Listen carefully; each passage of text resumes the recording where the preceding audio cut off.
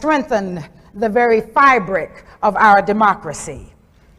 Let me take a moment to also commend and congratulate those who have been honored.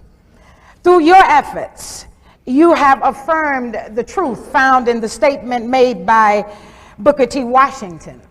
There are two ways of exerting one's strength. One is pushing down, the other is pulling up.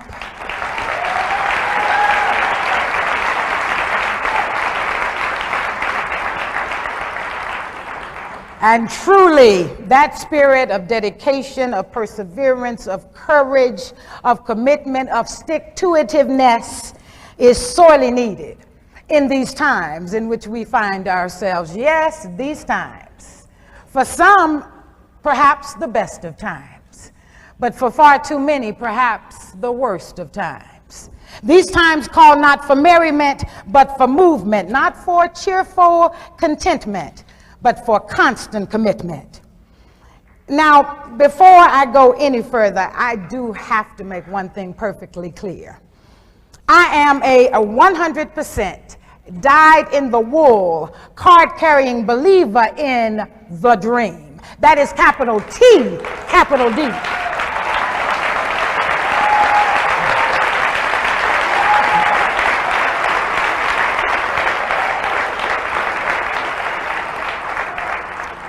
The dream that led my father from a bus boycott in Montgomery, Alabama, to the vision of the mountaintop in Memphis, Tennessee. That's the dream I believe in. It's a dream about freedom. Freedom from exploitation, from oppression, from prejudice, from poverty, from violence. The dream of a nation and a world where each and every child can have the opportunity to simply be the very best that they can be.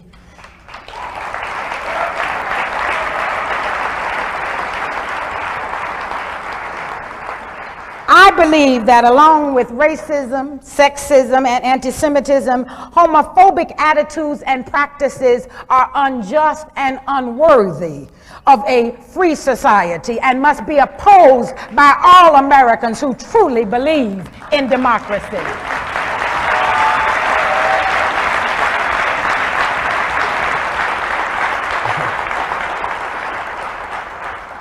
Now, there are the folks who, for whatever reasons, have chosen not to believe. Well. I call them the bystanders, standing as they often do on the sidelines of the great issues of our time. Of course, I know none of them are in this room.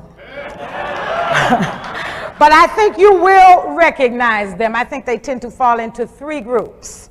The first group I like to call the woulda, coulda, shoulda folks. Now, you see, these folks can really fool you because when they talk, they sound pretty dedicated. Yeah. But when it's time to get down to business, time to do some real work, they're the first ones out the door. That is, if they showed up in the first place. Girlfriend, they'll tell you, I would have come to the meeting if I could have, but you should have called me.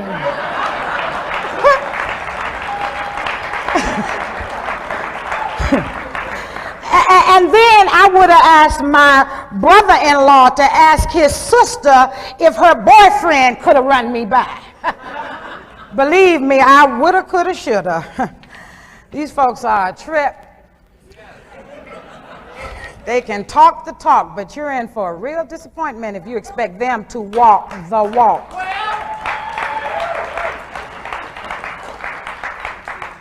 And then, of course, there are the can't folks. For whatever reasons, they have decided that they just can't do any dream work. And, you know, I'm always saddened when I speak with them because, you see, they sit back and they hold their hands, hoping and praying that somebody, anybody will come along and deliver the dream. But you see, I've always been taught that you have to take at least one step. You've got to do your best, and then God will do the rest.